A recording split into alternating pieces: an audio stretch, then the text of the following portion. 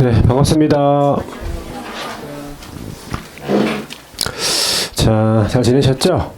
네. 자, 오늘은 이제 1, 2월 달 마지막 수업이에요. 오늘 저 책 다 들고 오셨죠? 네. 자, 246페이지 주임법.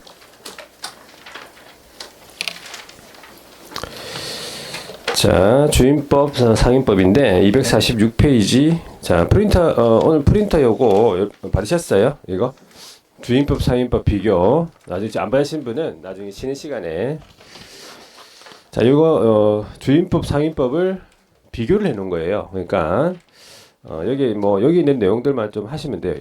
여기. 그래서 요거는 일단 공부를 조금 하고 그다음 쭉 한번 보는 게 좋아요. 이게.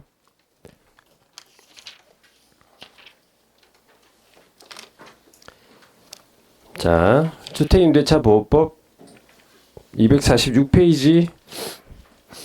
혹시 민사특별법에서 했습니까? 주임법, 민사특별법 아직 안 했어요. 그럼 민법은 어디까지 했습니까? 계약법까지 다 계약법 다 했어요.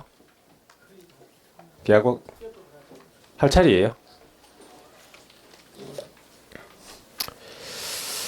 자, 일단은 약간 겹칩니다. 겹치죠. 근데 문제 나오는 형태가 조금 다릅니다. 우리는 거의 뭐 조문 위주로 해서 좀 출제되는 부분 출제가 되고, 이제 민사특별법에서는 판례 위주로 조금 나올 수가 있어요. 그래서 서로 좀 뭐 도움을 다 받을 수가 있으니까, 자, 어차피 민법에서도 맞추고 우리 중개사법에서는 맞춰야 되고. 자, 첫 번째 주택임대차보호법 주임법이라고 하는데, 자, 우리가 자, 민법상의 임대차 계약 들어봤죠? 민법상의 임대차 계약법에 민법상의 임대차를 계약을 체결하면 그거는 물건입니까? 채권입니까? 네? 채권입니다. 채권이에요. 물건이 아니잖아요. 그죠? 물건은 그 8개만 있잖아요. 물건법에 나오는 거. 물건은 창설할 수가 없는 거죠. 그죠? 하여튼, 채권입니다. 그래서, 임차인한테는 무슨 권리가 생겨요?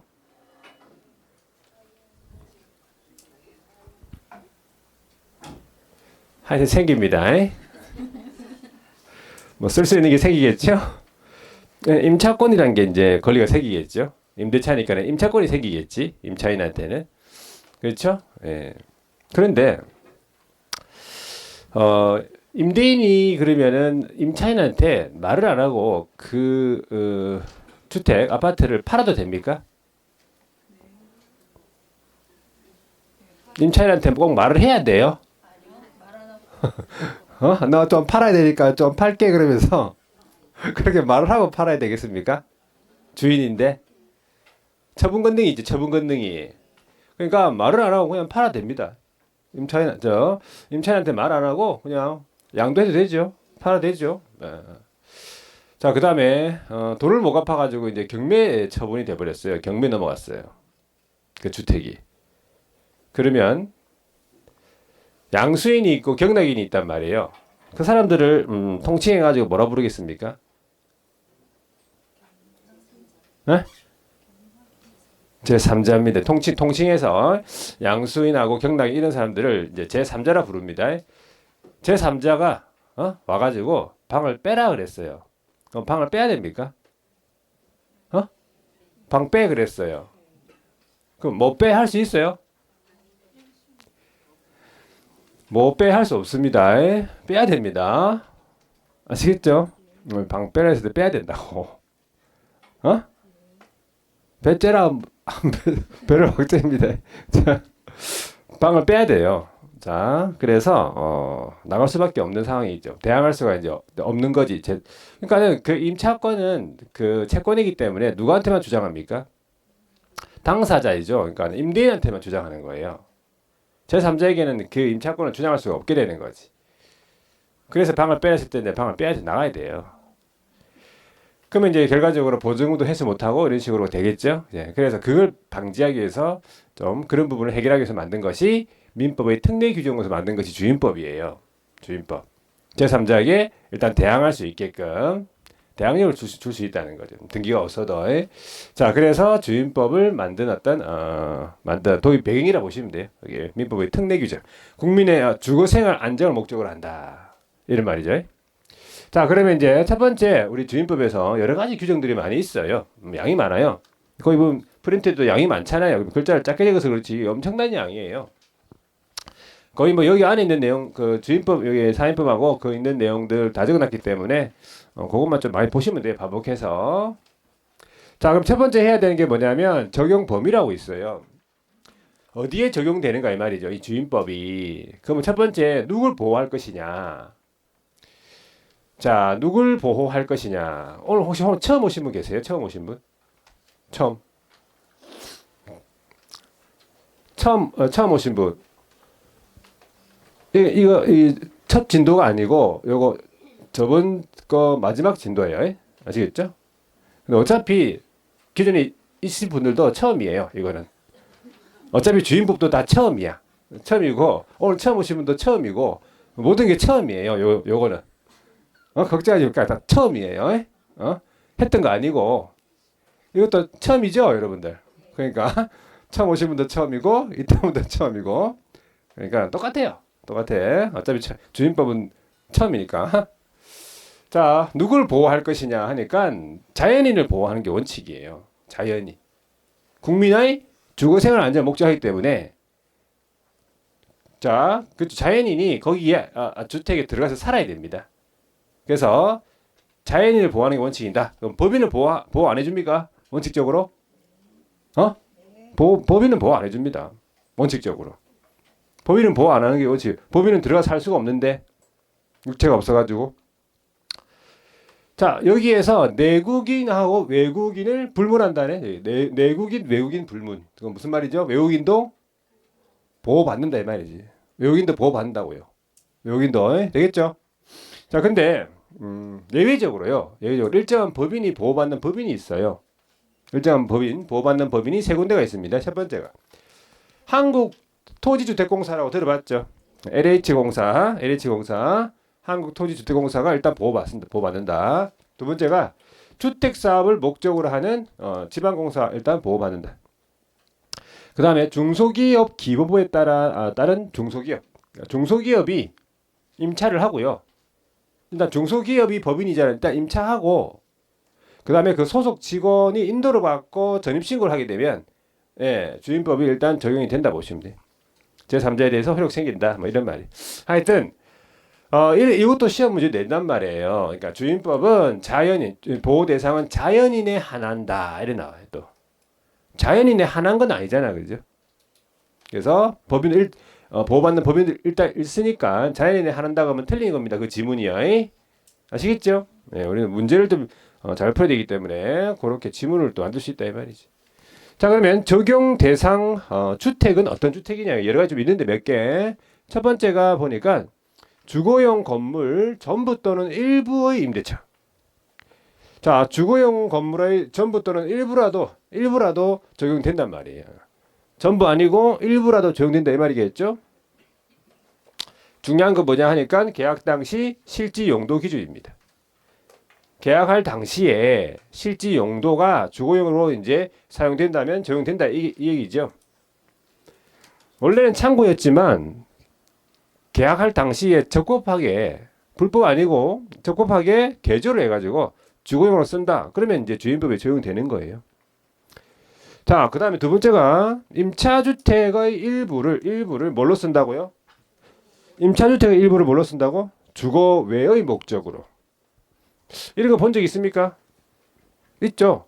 주택인데 그 일부를 뭐 이렇게 영업하는 데 장사하는 데 쓰는 것도 있어요. 우리 옛날에도 많이 있었잖아요. 이게. 우리 특히 초등학교 다닐 때 문구점 있어요. 문구점. 초등학교 다닐 때 문구점 갔죠? 예, 거기 아침마다 갔잖아요. 거기가 거기 가가지고 뭐 뽑기도 하고 막 그랬잖아요. 거기에 보면은 이제 아저씨가 네, 방에서 나와 방에서 우리 네, 제가 그때 기억이 방에서 나왔어요. 그 앞에는 이제 그 문구 막 이렇게 해놓고 앞에 막 오락오락기 갖다 놓고 이 방에서 나왔다. 그런 문구점을 이용한 문구점 대표적인 게 문구점. 그래가지고 우리가 초등학교 다닐 때 초등학교 저는 초등학교 시절이 아닙니다.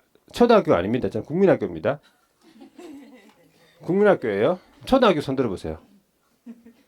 초등학교 자기 초등학교 뭐 이렇게 졸업했거나 초등학교로 졸업했거나 이렇게 하신 분 손 들어보세요. 자기 다닐 때 초등학교다. 어? 다 국민학교네. 다 보니까 이게 초등학교가 없네. 없어요. 아 여기 없는데?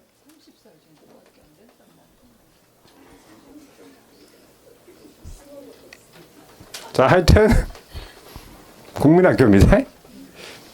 그죠? 자 국민학교 때 우리가 초등학교 때 사 먹은 그 하드가 있어요. 우리는 하드라고 표현했죠. 하드라고 했잖아요. 아이스크림 아니잖아요. 하드. 응? 하드 중에 이름이 있는데 이름 혹시 알고 있는 이름 있습니까? 어? 아이스 끼끼. 뭐 그래서 뭐 있죠. 뭐 자기가 사 먹은 거는 뭐 어쩌지. 제가 사 먹은 거는 깐돌이라고요. 깐돌이라고 있어요. 무슨 맛이에요? 팥맛입니다. 팥맛이네. 알고 있네. 팥맛 생각나죠? 50원이 50원이었어요. 제가 다닐 때. 지금 비싸죠. 뭐 기본 600원씩 하고 막 하드가. 자, 하여튼 깐돌이를 기억합니다. 또 물어볼 거예요. 나 2개월 있다 물어볼 거예요. 자, 하여튼 임차주택의 일부가 주거외로 사용된다고 적용됩니다. 되겠죠? 문구점을 기억하고 문구점. 그 다음에 미등기 무허가 건물 적용돼요. 미등기 무허가. 그러니까 등기 허가 여부는 관계없다 이 말이지. 주임법에 적용되는 게 등기가 안 된 뭐 주택이나 뭐 허가가 뭐 무허가도 다 적용된다 이 말이죠. 국민의 일단은 주거생활 안정을 목적하기 때문에 이런 건물도 이 주임법이 적용된다는 거예요. 자, 미등기 전세라고 들어봤죠? 미등기 전세는 전세지만 등기를 안 한 겁니까? 요걸 우리가 다르게 또 어떻게 표현합니까? 같은 말로? 무슨 전세라고 해요? 채권적 전세라 해요, 이거를.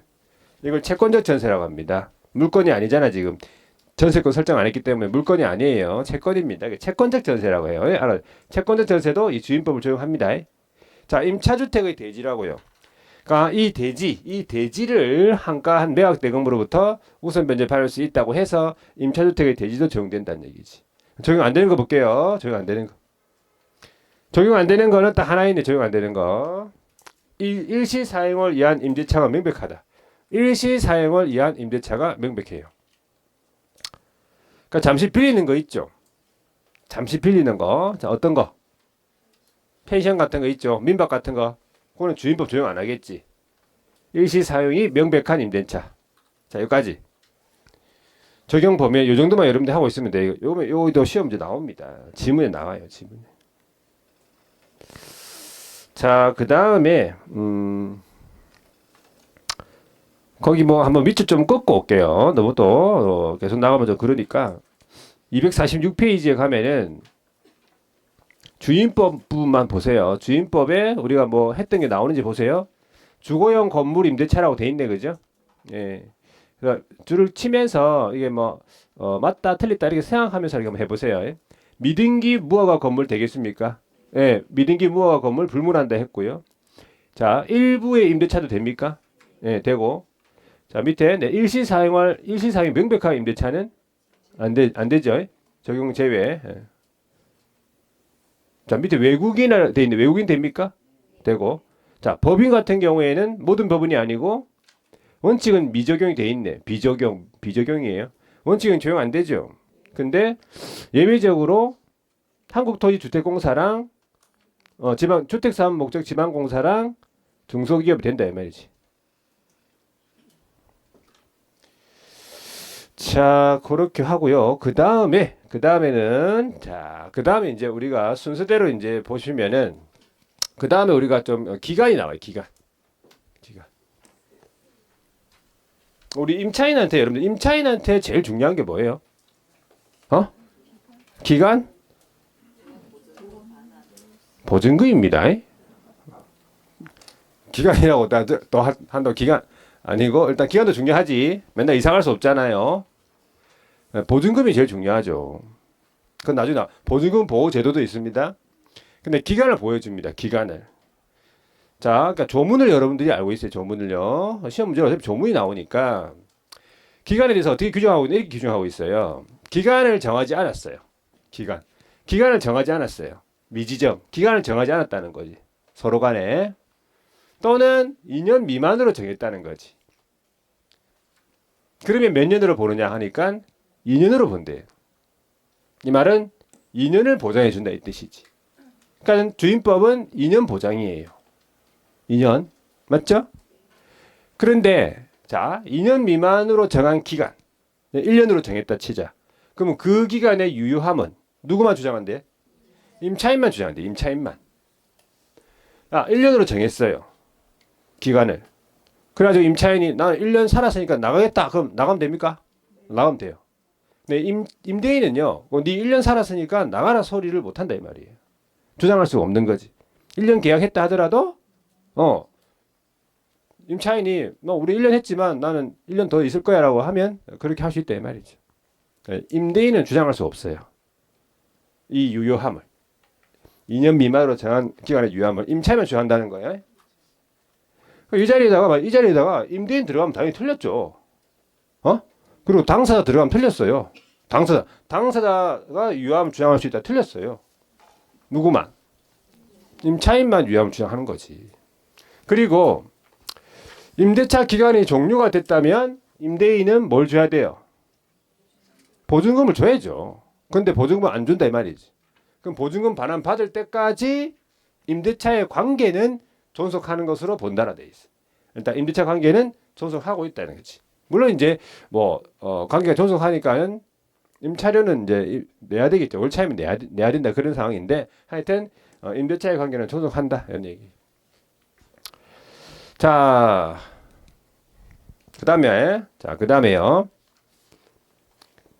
여기는 좀 별로 안 나와 있어가지고 책이요. 그 다음에 이제 최근이 아니고 묵시적 갱신이 있어요. 묵시적 갱신 들어봤죠? 묵시적 갱신. 묵시적 갱신. 묵시적으로 갱신이 되는 거죠. 법정 갱신, 다른 말로 법정 갱신이라 그래요. 자, 두 가지가 있습니다. 임대인하고 임차인하고 좀 다릅니다. 자, 임대인은 기간을 잘 보시면요. 기간이 만료되기 6개월에서 몇 개월? 2개월이에요. 6개월에서 2월입니다. 그러니까 기간이 만료되기 6개월에서 2개월 사이에 요 사이에 자, 이렇게 한 거죠. 갱신 거절의 통지를 안 한 거예요. 임차인한테. 갱신 안 하겠다. 갱신 거절 통지를 안 하거나 조건을 변경하지 아니하면 갱신하지 않겠다. 이 말이에요. 조건 변경하지 않으면 읽을 줄 아셔야 돼요. 조건 변경하지 않으면 갱신하지 않겠다 라는 뜻을 통지 안 한 거지. 임차인한테. 그러니까 조건 변경 통지를 안 한 거죠. 쉽게 줄이면. 쉽게 하면 아무 말 안 한 거예요. 말을 안 한 거지. 왜 말을 안 했을까? 입이 무거워서 그래요. 입이 뭐 별 뜻은 없고 그냥 입이 무거워서 입이 묵직해가지고 말을 못하는 거죠. 자, 일단은 말을 안 하면 뭐가 돼? 묵시적 갱신이 되는 거예요. 묵시적 갱신 말을 해야 돼요. 그럼 임차인은 어떻게 돼요? 임차인은 기간을 잘 보세요. 기간 만료 2월 전에 일단 말을 해야 돼요. 어떤 말을 해야 돼요? 통지해야 돼요. 통지. 거절 통지를 하든 뭐 해야 돼요. 통지를 안 한 거지. 왜 안 했을까? 입이 무거워요. 입이. 자, 그러니까 입이 무거우면 어떻게 돼? 사람들이 묵시적 갱신이 돼요. 이래 돼 버리면 묵시적 갱신이 돼버리는 거죠. 법정 갱신. 그러면 이제 그 기간이 원래 기간이 만료된 때, 원래 기간이 있을 거 아니에요. 원래 기간이 만료된 때부터 자, 전 임대차와 동일한 조건으로 다시 임대차가 돼버린 거예요. 이걸 묵시적 갱신. 그러니까 전 임대차와 동일한 조건이에요.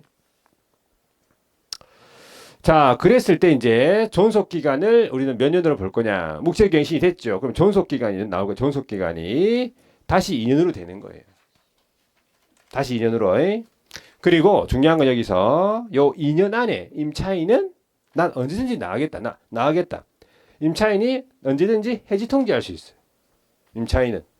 그러니까 요거는 이제 약간 편면적 강행 규정으로서 임차인을 위한 어떤 법이라 보시면 돼요. 임차인을 보여주기 위해서. 자, 임차인은 언제든지 계약 해지 통지했다. 그러면 통지를 하면 또 바로 효력이 발생하면은 임대인도 좀 억울하잖아, 그죠? 너무 그렇잖아요. 그래서 임대인도 몇 개월 시간을 주냐면 3개월의 시간 줍니다. 새로운 임차인을 구할 시간을 줍니다.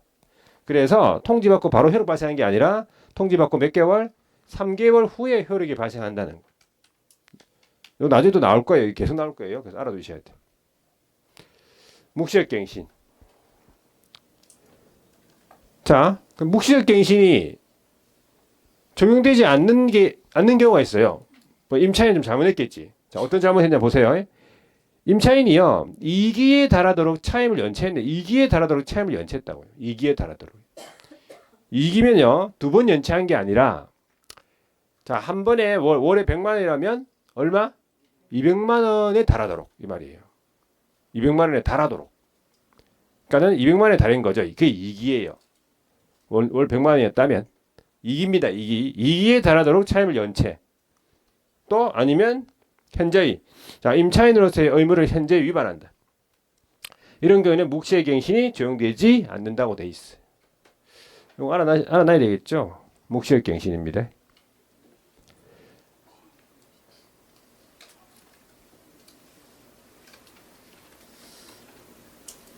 자, 그 다음에 이제 뭐가 나오냐면요. 계약갱신 요구. 자, 이 계약갱신 요구는요, 이게 최근에 신설된 거예요, 최근에. 원래는 주임법에는 계약갱신 요구권이 없었어요. 상임법에 있죠. 상임법에는 있어야 되죠. 왜? 상임법은 장사를 갖다가 1년만 할 게 아니잖아요. 뭐 10년씩 할 거 아니에요. 그러니까 계약갱신 요구권이 있었는데, 주택에는 없었는데, 이제 일단, 여기 신설이 됐어요. 그래서 상임법을 보고 조금 이제 가지고 온 거죠. 자, 보세요. 첫 번째 보시면 계약갱신 요구에 대한 내용으로서 임차인이요. 기간을 한번 잘 보세요. 기간 만료 6월에서 몇 월이에요? 2월. 자, 그럼 요 기간은 아까 무슨 기간이었죠? 임대인의 묵시적 갱신 기간이었죠. 그러니까 임대인의 묵시적 갱신과 별도로 임차인이 요 기간 안에 계약갱신 요구권을 행사할 수 있다는 거예요. 별도예요. 묵시적 갱신과 별도라고. 그러니까 임차인이 임대인한테 요 기간에 계약갱신 요구를 할 수 있다는 거죠. 그때 정당한 사유가 없으면 거절하지 못하겠지. 당연히 임대인이요. 그래서 요구할 수 있다. 기간을 잘 보시고. 자, 그랬을 때 갱신되는 임대차는 어떻게 되냐 하니까는 마찬가지 전 임대차와 동일한 조건으로 다시 임대차가 된 걸로 보내 또. 아까 똑같은 내용이죠. 다시 임대차가 된 거예요. 요구요 해가지고. 자, 그랬을 때 마찬가지 존속 기간은 2년. 그리고 또 임차인은 언제든지 계약이 통지할 수 있다. 자기가 갱신해 달라고 요구했는데 또 나가겠다고 할 수 있다 이 말이에요. 2년 안에. 그리고 마찬가지 언제 효력 발생? 3개월 후에 효력 발생이네. 똑같다 아까랑. 묵시 갱신의 내용이랑 똑같잖아요. 그런데 임차인이 이걸 계속 행사할 수 있는 게 아니에요. 계속 행사할 수 있는 게 아니라 1회에 하나요. 계약갱신 요구권은 딱 한 번만 행사할 수 있네. 1회. 그래서 얘가 나왔을 때 이제 2+2라고 이렇게 이제 우리가 이제 보통 불렀어요. 원래 처음에 2년이고 그 다음에 요 계약갱신 요구를 하면은 또 2년 보장받으니까 2+2. 자, 그래서 1회에 하나요 행사할 수 있다는 거. 되겠죠? 네. 그런데 임대인도 이거 뭐 거절할 수 있겠습니까? 무조건 계약갱신 요구하면 무조건 받아줘야 됩니까? 임대인도 거절할 수 있는 사유가 있어요. 거절할 수 있는 사유가 있죠, 임대인도. 임차인 잘못했잖아요. 어떤 사유? 자, 요거는 지금 보면요. 상가에서 먼저 있었기 때문에 상가 걸 보고 갖고 온 거예요. 상가에 그대로 있어요. 상가에 있는 거를 가지고 온 거예요. 근데 조금 틀린 부분이 있는데 몇 기? 2기, 2기. 나중에 보면 상가는 3기입니다. 상가는 3기고요. 주택은 2기. 2기 차임, 2기에 다 차임 연체한다. 오늘 차임도 자꾸 안 주는데, 그죠? 이게 계약 갱신 요구 하면 안 됐죠. 거절할 수 있겠죠? 자, 두 번째가 뭐였어요? 부정임차. 거짓임차, 부정임차. 부정임차 했다, 이 말이지. 거짓임차. 세 번째는요. 합의해가지고 상당한 보상 제공. 그러니까 합의해가지고 자 얼마 줄 테니까 한 1,000만 줄 테니까 나가자. 이사 비용 줄 테니까 나가자. 그죠? 합의해가지고 상당한 보상 제공. 그 다음에 고의 무단 전대 동의 없이 임대인 동의 없이 임차인이 무단 전대를 한 거예요. 무단 전대. 무단으로 다시 임대차를 놓은 거예요. 무단 전대죠? 그럼 거절할 수 있고. 그 다음에 고의 중과실입니다. 중과실. 경과실이 아니에요. 중과실이라고 돼 있잖아요. 그러니까 우리 법에 보면요. 그냥 과실. 그럼 보통 경과실을 얘기해요. 경과실을. 중과실은 중과실이라고 다 줍니다. 고의 또는 중과실로 파손. 자, 그 다음에 멸실, 불났지. 불났다고. 멸실. 목적 달성이 어렵죠. 못 살잖아요. 그죠? 근데 갱신해달라고 하면 안 되지. 그 다음에 철거 재건축. 여기 보면 전부 또는 대부분이잖아요. 대부분. 일부 아니고요. 전부 또는 대부분. 대부분 철거 재건축을 위해서 점유 회복이 필요하다. 다시 가지고 와야 된다고요. 철거 재건축 위해서. 세 가지가 있어요. 세 가지가. 첫 번째. 자, 처음부터 내가 구체적으로 요 시기에 재건축 해야 되니까 점유 회복이 필요하다라고 구체적으로 고지하고 그 계획에 따른 거지. 구체적으로 고지하고 그 계획에 따른다. 요거. 두 번째는 너무 이제 오래돼가지고 훼손, 그죠? 노후, 안전사고 우려가 있다. 그 다음에 다른 법에 따라서 재건축이 필요하다. 다른 법률, 다른 법에 따라서. 요 세 가지의 방법이 있어요. 세 가지의 경우. 자, 그 다음에 이제 여덟 번째가 뭐냐면 임대인이요. 내가 살아야 되겠다. 내가 거기에서 그 주택에서 내가 살아야 되니까는 나와줘야 되겠다 이 말이죠. 실제 거주 목적이에요. 실제 거주. 내가 살아야 되니까 계약갱신 요구를 거절하는 거예요. 이게 있다 이 말이에요. 이게 내가 살아야 되겠다고. 그래 누가 포함되어 있다면 직계 존비속. 그러니까 임대인의 직계 존속이랑 직계 비속이 포함되어 있네요. 직계 존속이 산다든지 직계 비속이 산다든지. 직계 존비속 알죠? 직계 존속은 어디예요? 누구예요? 자기를 기준으로 아버지, 어머니, 할아버지, 할머니 이렇게 위에. 직계 존속, 직계 비속은 자기 자식들, 손자, 형제, 나의 형제 자매는 안 됩니다. 아시겠죠? 자, 그럼 며느리 사위는 됩니까? 며느리 사위. 며느리 사위. 됩니까? 안 됩니다. 며느리 사위가 직계 존속 비속이 아니잖아. 맞아요? 아닌 걸로 알고 있어요. 자, 일단 직계 존속하고 비속에 해당되지 않으니까. 자, 그 다음에요. 그 밖에 임차인으로서 의무 현저히 위반. 그 다음에 임대차 계속하기 어려운 중대한 사유. 요런 사유로 거절할 수 있다. 이런 말이겠죠. 자, 그런데 이제, 이것도 하나 더 있는데, 자, 이런 8번 있죠. 8번의 사유로 인해 가지고 실제 거주하겠다고 했잖아, 그죠? 그런데 그럼 지가 살아줘야죠, 임대인이요. 몇 년 동안 거절했으면 몇 년 동안 살아야 돼? 2년은 살아줘야죠. 원래 내가 갱신 요구해가지고 하면은 2년을 원래 보장받잖아요. 그러면 2년 동안은 지가 살아줘야 돼요. 근데 그 2년 안에 뭐 했다고? 배신했죠. 동의 없이 정당 사유 없이 제3자한테 임대인 거예요. 그러면 기존 임차인이 손해를 본 거잖아. 그랬을 때 그 손해를 배상할 책임이 있다는 거예요. 그 손해배상액이 일단 얼마냐 하니까 그 예정을 했다. 그러니까는 손해배상 예정에 관한 합의가 이루어졌으면 그 합의금이 되는데 합의가 보통 안 돼 있다 그러면은 세 개 중에서 큰 거예요. 큰 거. 그게 여기 없죠. 거절 당시 월차임에 3개월분 500만 원이다 그러면 1,500이죠. 근데 보증금이 만약에 있다라고 했을 때는 그 보증금을 우리 법에 따라서 월 단위 차임으로 전하는 방법에 따라서 전환을 해가지고 보증금을 뭐 5천만 원을 월 단위로 전환했을 때 뭐 30만 원이다 그러면 30만 원이 나왔으면 그 30만 원을 기존 500만 원에다가 합쳐가지고 그럼 530이죠.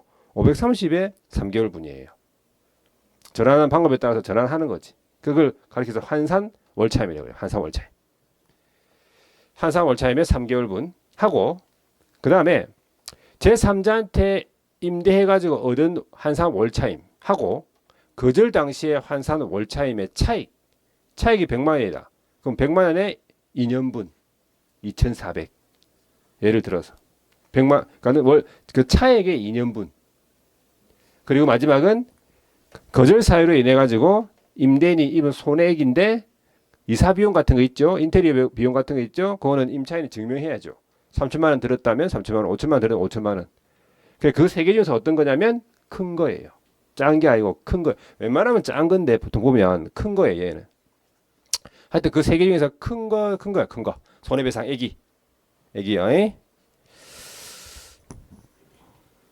그런 내용이 있어요. 있고 나중에 있는 거 한번 볼게요. 자, 그 다음에 갱신되는 임대차의 조건 등이라 돼 있잖아, 그죠? 자, 갱신이 됐지요. 그러면요, 그 임대차는 전 임대차와 동일한 조건으로 다시 임대차 된 걸로 했고, 다시 계약된 걸로 했고, 이때요.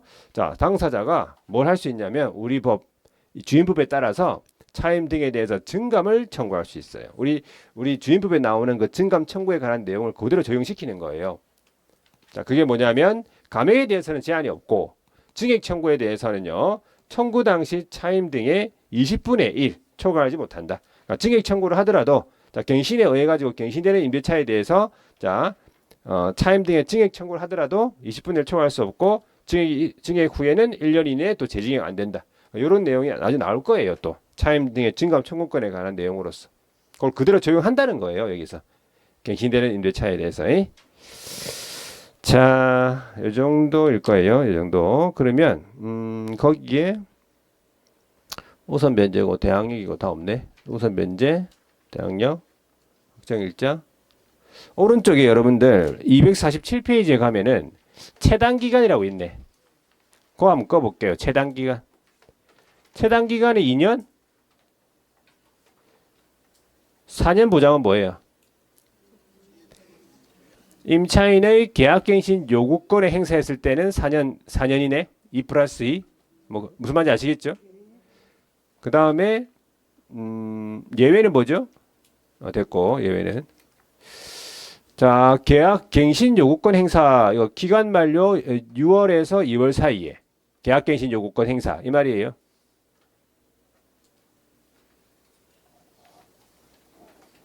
뭐 없죠? 됐어 여기까지. 자, 그 다음에 됐어요. 그 다음에 이거 볼게요. 그 다음에요. 차임 등의 증감 청구 나오네 바로. 자, 요겁니다. 방금 했던 거. 자, 우리 법에 보면은 이 주임법에 차임 등의 증감 청구라고 있는데 뭐냐 하니까 이거예요. 당사자. 주어가 당사자라 돼 있잖아. 임대인만 돼 있는 게 아니고 임차인만 돼 있는 게 아니고 당사자. 그러면 임대인, 임차인 둘 다죠. 자, 당사자가 이렇게 됐어요. 조세나 공과금이나 경제사정 변동 그 밖에 자 차임 등이 적절하지 않다. 자, 그렇게 됐을 때 차임 등에 대해서 증감을 청구할 수 있네. 증감.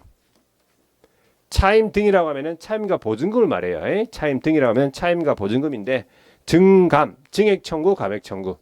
보통 증액 청구는 누가 하겠어요? 임대인이 할 것이고 감액 청구는 임차인이 하겠죠. 근데 우리 법에서는 감액 청구에 대해서는 아무런 법이 없어요. 아무런 뭐 언제 뭐 어디서든지 얼마든지 마음껏 할 수 있어요. 감액에 대해서는 청구는 뭐 제한이 없어요. 그냥 했다가 또 내일 했다가 오늘 했다가 또 했다가 할 수 있어요. 계속 감액 청구는. 근데 증액 청구에 관한 내용에 어떤 규정이 있어요. 보세요. 증액 청구에 대해서 아까 했던 내용이죠. 약정한 차임 등의 20분의 1을 초과할 수 없다. 20분의 몇 프로? 5%입니다. 5% 일단 5%예요. 20분의 1 표현이 20분의 1이라고 되어 있어요. 초과할 수 없다. 그리고 임대차 계약을 했죠. 또는 증액이 한번 했죠. 그러면 1년 이내에는 다시 하지 못한다. 1년 있다가 또 증액을 하든지 해야 돼요. 이 두 가지 알아두시고. 근데 이 증액 청구에 관한 규정 자체가 적용되지 않는 판례가 있어요. 이 규정 자체가 적용되지 않는 경우는 뭐냐면 이런 거죠. 이 판례도 기억합니다. 계약 종료 후 재계약을 한다. 그러니까는 계약이 종료가 되고 재계약을 하는 거예요. 그러니까 어떤 계약갱신 요건에 의해 가지고 계약 갱신된 게 아니라 종료가 되고 재계약을 하는 경우에는 이 증액 청구에 관한 규정을 아예 적용 안 한다는 거지. 마음대로 증액 청구가 된다 이 말이에요. 재계약은. 그 다음에 계약 종료 전이라도 계약이 종료되기 전이라도 당사자 합의로 증액을 했다. 자, 그랬을 때는 또 이런 규정 자체를 적용하지 않는 거예요. 종료 전이라도. 이 두 가지 판례 좀 기억합니다. 판례가 좀 긴데 좀 줄인 거예요. 제가 간단하게. 이 정도는 기억하고 있어야 돼. 자, 차임 등의 증감 청구에 관한 내용이었고, 자, 그 다음에 최근에요. 특광도, 특시, 특도, 특시, 특도, 시도의사가 되겠죠. 특광도, 특시, 특도에서 이 20분의 1, 5%이 범위 안에서 증액 청구의 상한, 이 5%의 범위 안에서 증액 청구의 상한을 조례로 달리 정할 수 있다라고 해놨어요. 시도지사가 특광도, 특도에서 5% 범위 안에서. 자, 증감 청구에 관한 내용. 그 다음에 월차임 전환 시 산정률 제한 볼게요. 월차임 전환 시 산정률 제한. 아까 우리 환산 월차임 들어봤죠, 그죠? 산산 월차임 보증금이 있을 때 그것을 월 단위 차임으로 바꾸겠다. 월 단위 차임으로 월차임으로 바꾸겠다. 자, 그러면 보증금의 전부 또는 일부라 돼 있잖아요. 자, 보증금의 전부 뭐 5천이면 5천 아니면 일부 3천이면 3천 전부 또는 일부에 대해서 이걸 어떻게 하겠다고? 월 단위 차임으로 전환하겠다는 거지. 이것을 이 보증금에 대해서 월 단위로 이거를 전환해 가지고 내겠다 이 말인데, 자, 월 단위 차임 전환 범위가 전환되는 금액이 있을 거 아니에요, 그죠? 자, 전환되는 금액 아까 있던 5천이면 5천, 3천이면 3천 그 금액에다가 뭘 곱하냐면 어떤 비율을 곱하냐면 두 개 중에서 낮은 비율을 곱하는데 첫 번째가 뭐냐면 대통령령으로 정하는 비율이 있어요. 그게 뭐냐면 연 10%입니다. 우리 대통령령으로 정하는 비율이 연 10%라고 되어 있어요. 연 1할, 연 10%, 연입니다. 연. 자, 요거 또는 그 다음에 기준금리, 한국은행 공시 기준금리, 한국은행에서 공시하는 기준금리가 있겠죠. 기준금리는 문제에서 주어지죠. 2%면 2%, 3%면 3%. 기준금리 플러스 몇 프로예요? 2%라네. 그러니까는 연 10%가 기준금리 플러스 2% 중에서 낮은 비율. 두 개 중에서 낮은 비율을 곱한다는 거지. 여기다가. 그러면 얼마가 나오겠죠? 그러면 그걸 어떻게 해야 되겠어? 그 금액 그대로가 아니고 그거를 연이기 때문에 12로 나눠줘야 돼요. 12로 나누면 그게 월차임이 된다 이 말이야. 그거를 초과할 수 없다고요. 월차임으로 전환할 때. 월차임으로 전환해서 받을 때. 월차임 받을 때. 자, 그래서 알아둬야 돼. 요거 이제 상인법하고 좀 다릅니다. 요 숫자가 달라요. 상인법하고. 그러니까 구분하셔야 돼. 연 10%와 기준금리 플러스 2% 중에서 낮은 비율 곱한 월차임 범위를 초과할 수 없다는 거. 자, 요걸 한번 볼까요? 거기 있나? 거기 뭐 있죠? 차임 증감 청구. 자, 증액 청구 돼 있어요. 연 5%란 말은 어떻게 표현하죠? 20분의 1입니다. 가액 제한 없음 돼 있고요. 시도조례로 달리 정할 수 있다. 20% 범위 안에서 20분의 1 범위 안에서 5% 범위 안에서. 월차임 전환 산정률 제한 연 10%와 기준금리 플러스 2% 중에서 낮은 비율을 곱한 월차임 범위를 초과할 수 없다. 그러니까 이걸 듣고 읽어보니까 무슨 말인지 알 거 아니에요 지금. 자, 법정갱신 이거 이거 안 읽어봤죠? 있네. 법정갱신, 묵시갱신. 자, 갱신 거절 조건 변경 통지를 없는 경우 임대인은 언제? 기간 만료 6월에서 2월 사이. 임차인은요? 기간 만료 2월 전에.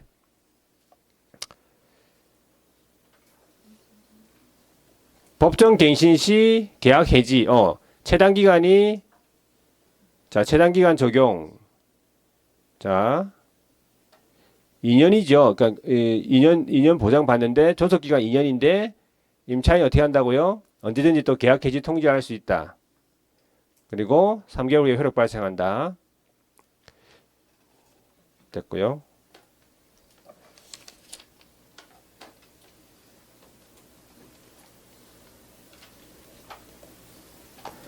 뒤에 넘어가니까 248페이지 가니까는 계약갱신 요구권이 여기서 나오네. 248페이지에 거기 가시면요. 계약갱신 요구 방금 아까 주인법 한 거 있죠. 자, 다시 한 번 더 주인법만 볼게요. 주인법만. 거절 사유 2기 확인해 보세요. 2기 맞죠? 2기에 달하도록 차임 연체가 있고 그 다음에 2번 요거는 지금 틀린 부분만 딱 적어놨네. 그죠? 요거 실제 거주. 실제 거주는 상관없어요. 상관은 왜 실제 거주? 상관은 사는 게 아니잖아. 그러니까는 실제 거주는요. 실제 거주 이유는 주택만 있습니다. 상관은 없어요. 그래서 거기 주택에만 적어놨잖아. 임대인 실제 거주. 직계 전비석 포함해가지고. 공통 거절 사유 밑에 나오네. 공통 거절 사유. 다시 한번 보세요. 부정 임차 맞죠? 그 다음에 상당한 보상 제공이고요. 자, 동의 없이 전대, 무단 전대라고 하죠. 그 다음에 4번에 고의 중과실로 파손, 5번은요. 멸실돼가지고 목적 달성이 어렵다. 6번은 전부 또는 대부분 철거 재건축 위하여 전면 회복이 필요하다. 세 가지가 있죠. 처음에 기역, 두 번째 줄에 구체적으로 고지하고 그 계획에 따르겠다. 니은, 안전사고 우려가 있다. 디귿, 다른 법에 따라서 재건축 필요하다. 마지막에 7번 임차인으로서의 의무 현재 위반, 임대차를 계속하기 어려운 상당한 사유, 중대한 사유.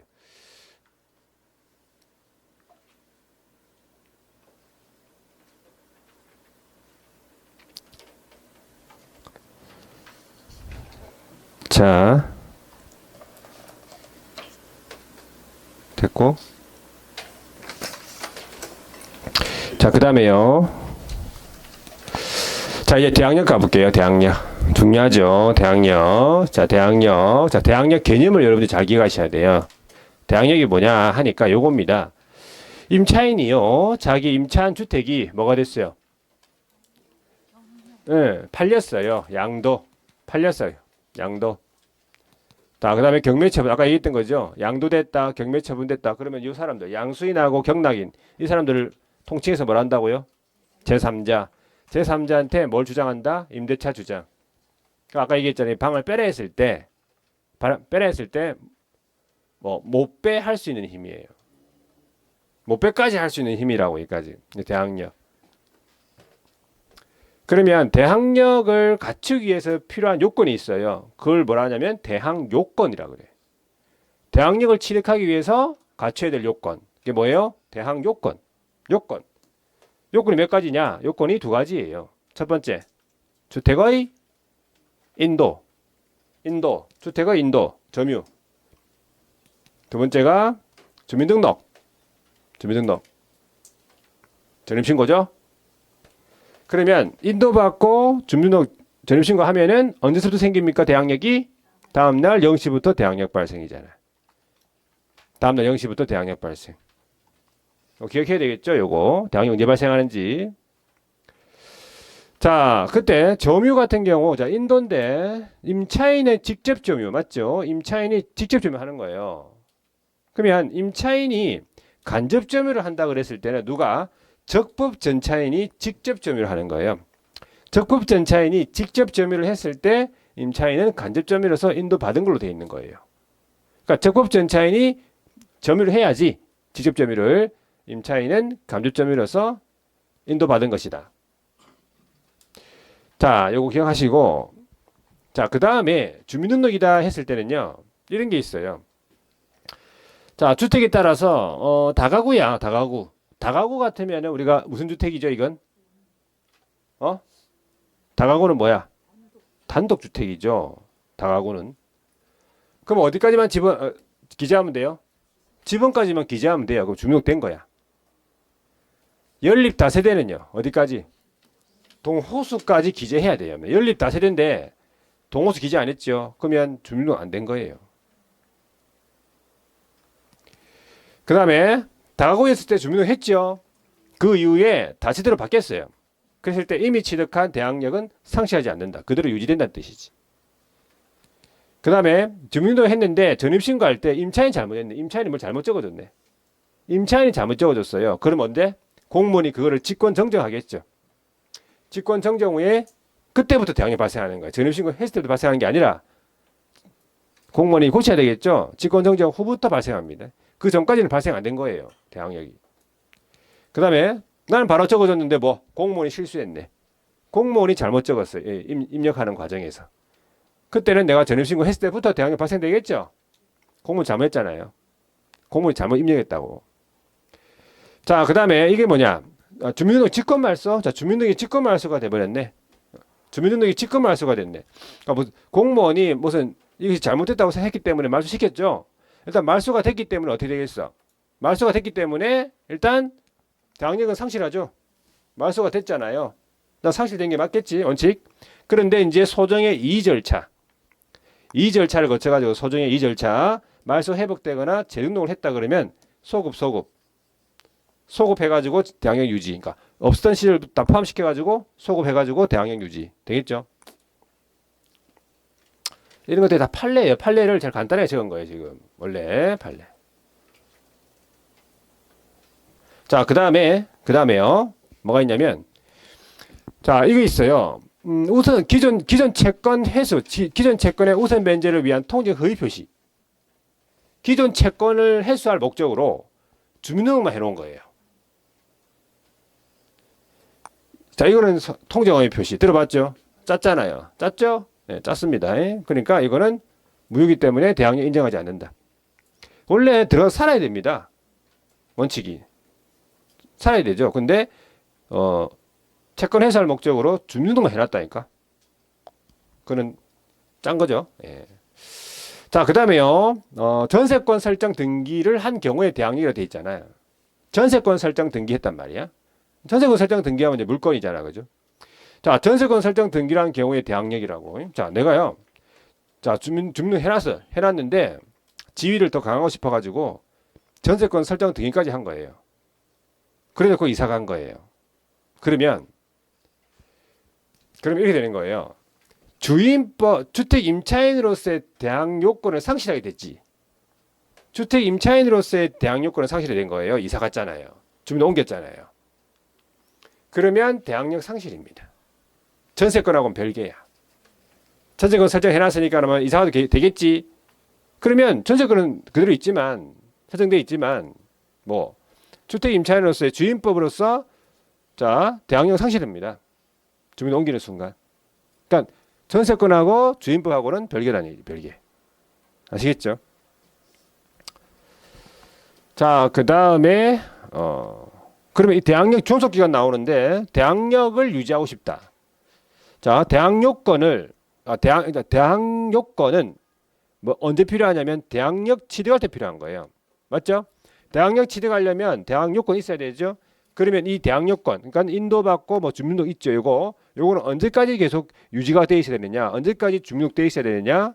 배당요구 종기까지 계속 유지가 돼 있어야 돼요. 이 주민등록이. 그래야지 대항력이 유지가 된다는 뜻이지.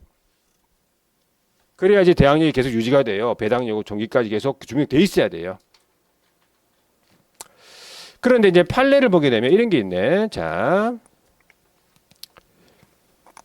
일시적으로 옮겼네. 잠시 잠시 일시적으로 주민등록을 옮겼다. 잠시 옮겼다. 그러면 바로 어떻게 돼요? 상실입니다. 일시적으로나마 주민등록 이전했다. 상실입니다. 당연히 상실이고요. 가족의 주민등록을 남겨둔 채, 가족의 주민등록 남겨둔 채 자기만 일시적으로 이전했다. 요거는요. 상실하지 않습니다. 가족의 주민등록도 유효하다는 판례예요. 자, 대학력 이 정도만 하면 될 거예요. 이 정도. 자, 거기는 지금 뭐라 되어 있어요? 주택의 인도 플러스 전입신고. 끝이네. 자, 주택의 인도 맞죠? 주택의 인도 점유 전입신고. 주민등록이죠? 언제 생긴다? 다음날 0시부터 대학력 발생한다. 거기 페이지가 246페이지입니다.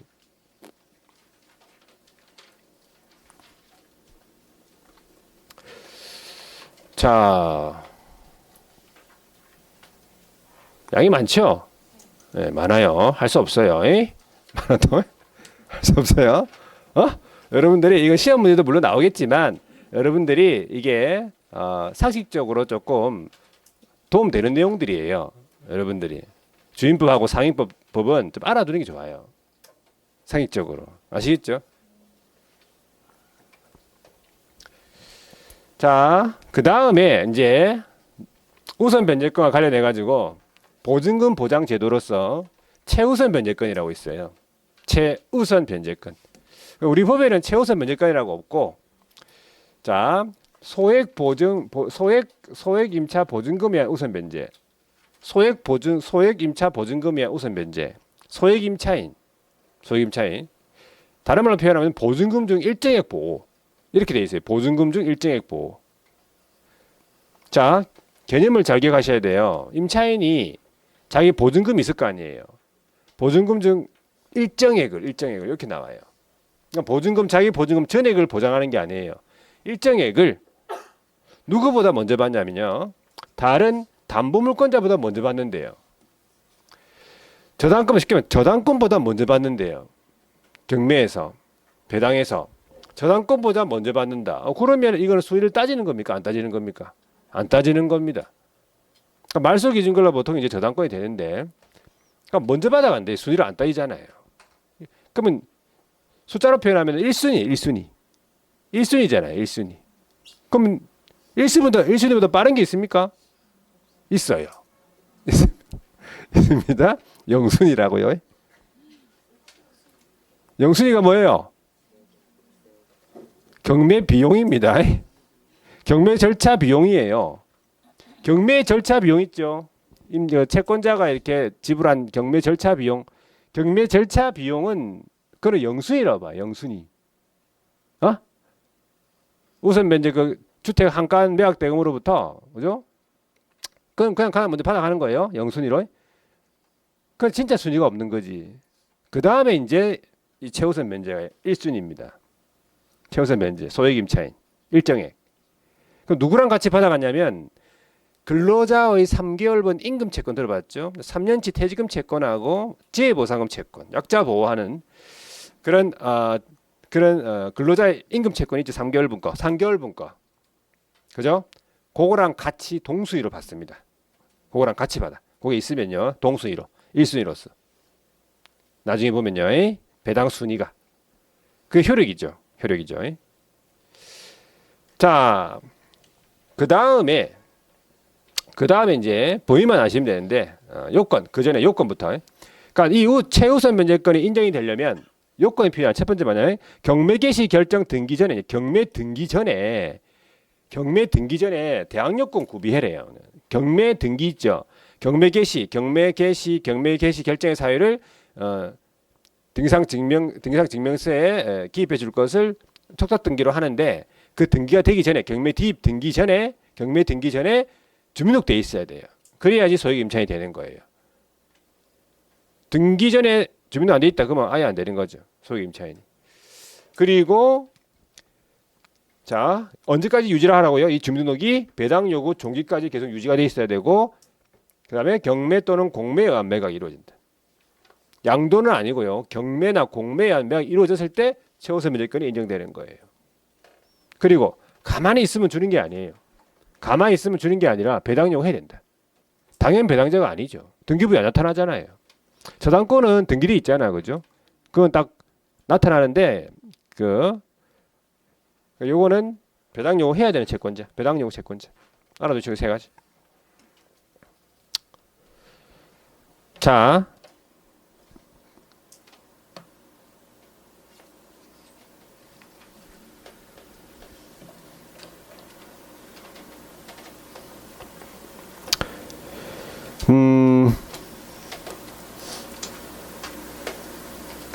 거기요 246페이지 가면은 최우선 변제권 해가지고 개념 나오죠.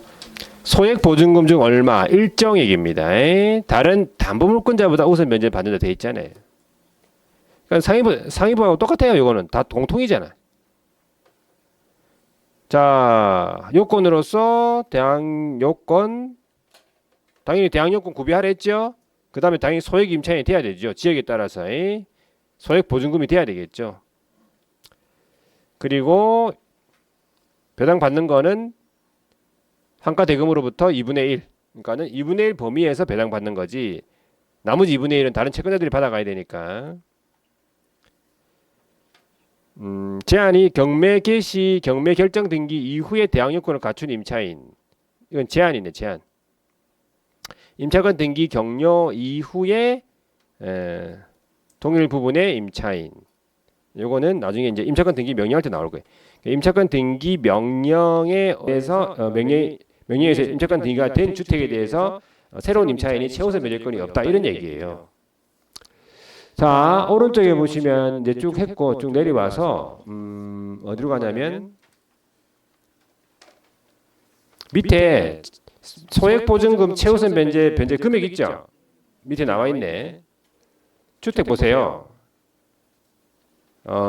지역을 한번 먼저 보면요. 서울. 자, 그 다음에 어느 지역이에요? 과밀이랑 옆에 가세요. 서울, 그 옆에 과밀이랑 세용하김이죠. 세용하김. 맞죠? 세종, 용인, 화성, 김포에서 세용하김으로 암기하고 세 번째가 광역시랑 안산, 광주, 파주, 이천, 평택. 안산, 파주, 이천, 평택. 그러니까 안산, 광주가 원래 있었고 파주가 좀 늦게 들어갔고 이천, 평택이 더 늦게 들어갔어요. 그래서 원래 순서가 안산, 광주, 파주, 이천, 평택 그렇게 암기하면 돼요. 그 다음에 그 밖의 지역. 요거를 뭐 서울하고 그 밖은 애울 것도 없고 두 번째하고 세 번째만 좀 애워주면 되겠죠. 이게 서울만 애워주면 안 되고 예전에 대구가 나왔었어요. 대구가. 여기 그 유명한 대구가.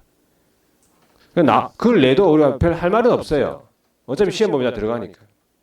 대구. 그래서 다른 지역도 외울 필요가 있어요.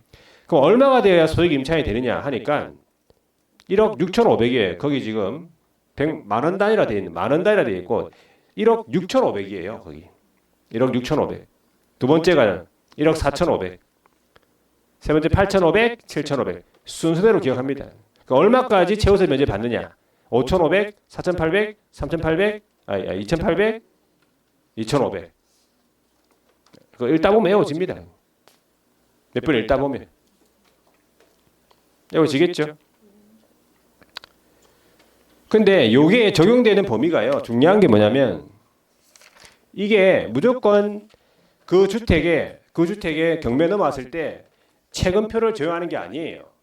아니고 그 주택에 가장 선순위 담보물권 설정일이 있죠. 쉽게 하면 저당권 설정일이 언제냐. 저당권 설정일이 2018년이다. 그러면 2018년도에 그 해당하는 표를 봐야 돼요. 이건 아닙니다. 이건 몇 년도였죠? 2020 몇 년부터예요, 얘가? 20 몇 년? 23년? 네, 23년부터예요. 거기 안 적혀 있죠, 지금. 거기 정리해놨는데 핵심사항 정리해놨는 데만 적혀 있을 텐데. 몇 년도라 돼 있어요? 2023년 2월 21일부터. 그러니까는 2023년 2월 21일 이후에 저당권 설정돼 있잖아요. 그러면 이걸 보고 그 전에 거는 그 전에 걸 봐야 돼요. 저당권 설정일이 2018년도, 2019년, 2020년이다. 그러면 2020년 걸 봐야 돼요. 달라요. 지역하고 그다음에 금액하고 다르다니까. 아시겠죠? 왜 반지? 점점 이제 금액이 커지는데, 그죠? 최근께. 그러니까 무조건 최근걸 보는 게 아니다 이 말이지. 뭘 봐야 된다고?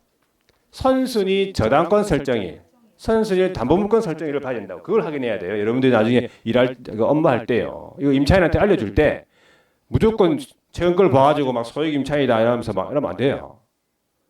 아시겠죠? 그 주택의 선순위 저당권, 선순위 담보물권 설정일을 보고 해야 된다 이 말이지.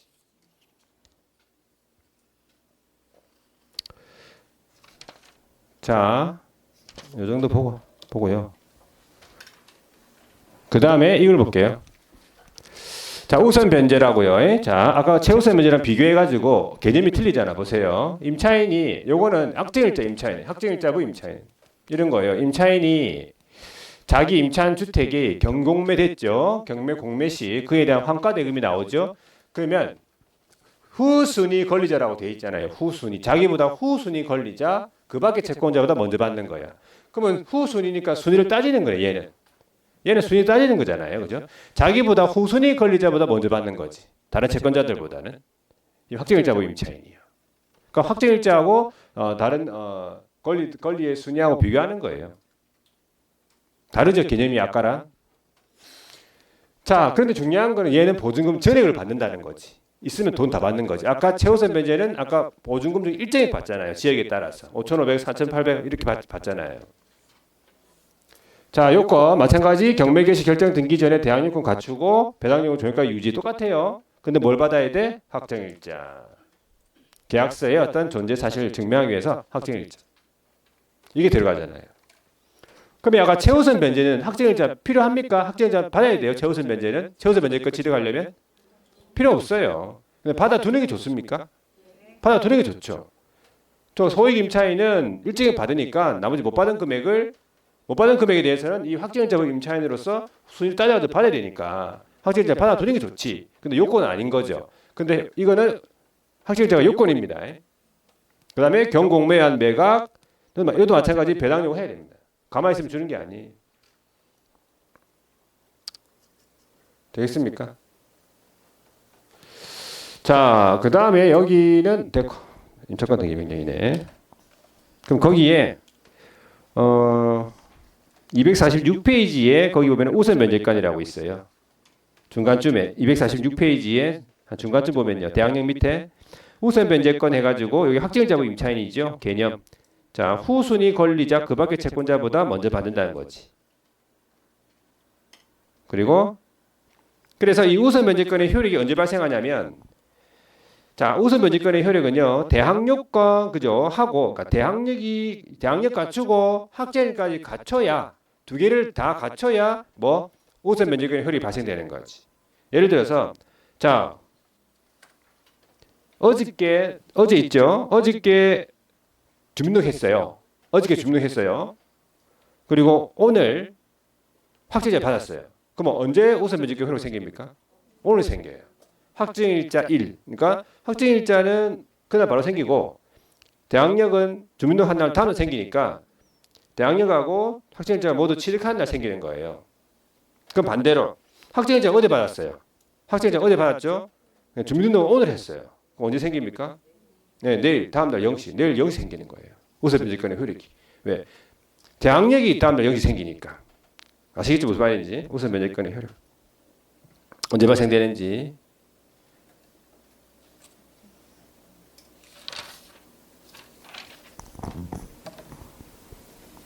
자, 임차권 등기 명령. 자, 거의 다 됐어요. 자, 임차권 등기 명령은 임대인이 하고 임차인하고 기간이 끝났다. 만료. 그러면 어떻게 해야 되지? 임대인이 임차인은 보증금 줘야 되고, 임차인이 임대인한테 주택 반환하면 되겠지. 끝나는데 임대인이 보증금 준다 안 준다? 안 주죠. 근데 임차인이 잘 몰라 주민 옮겼어요. 그럼 어떤 사태가 벌어지죠? 큰일 나죠. 그 큰일이 뭔데? 그러니까 대항력하고 우선 변제권의 상실. 큰일이에요. 여기 큰일 났어요. 큰일이에요. 대항력하고 우선 변제권 상실이 돼요. 엄청난 큰일 났어요 지금. 대항력이랑 우선면적 상실이에요. 엄청나죠? 이게 뭐야? 보증금 못 받아요. 보증금 못 받아요. 문제가 됐죠? 이걸 해결하기 위해서 만든 것이 임차권 등기 명령이란 말이에요.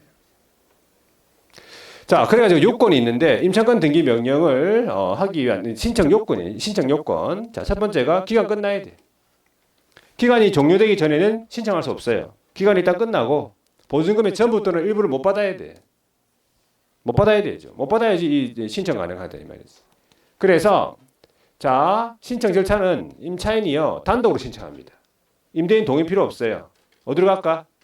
신청하러 법원 가죠. 주택소재지 지방법원 갑니다. 단독으로 신청하죠. 그러면은 집행을 하는데 그때 임차인이 막 신청 비용하고 등기 비용 있을 거 아니에요. 그 비용들을 다 누구한테? 임대인한테 청구한다라는 거죠. 임대인한테 신청 비용, 등기 비용 청구한다. 청구할 수 있고 이 신청을 했는데 법원에서 기각 결정을 내요. 기각했어요. 법원의 기각 결정에 대해서 어떻게 한다고? 항고할 수 있다.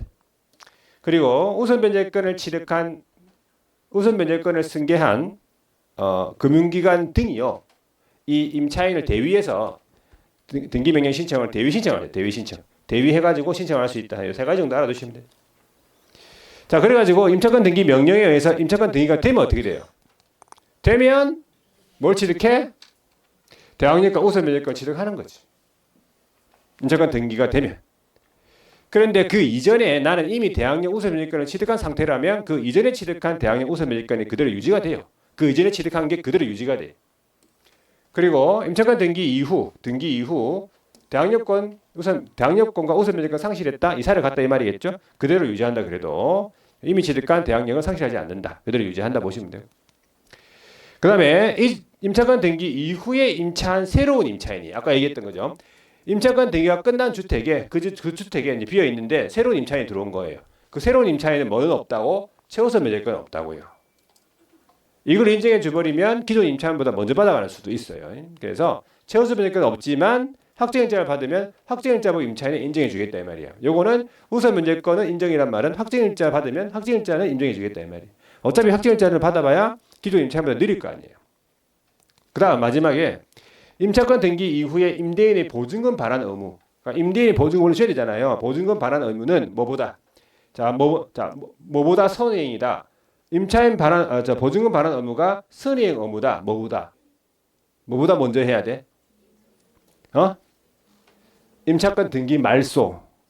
지금 임차권 등기됐잖아요. 임차권 등기 말소보다 먼저 해야 돼요. 보증금을 먼저 내가 임차인이 받아야 임차인이 등기 말소 해주겠다 이런 말이에요. 아시겠죠? 여기까지.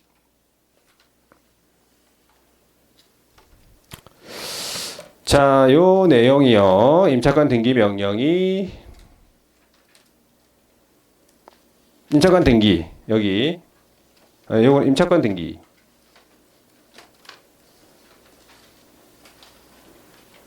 민법에 따라 임차권 등기 그다음에 임대차 보호법상의 임차권 등기 명령에 따른 임차권 등기 됐고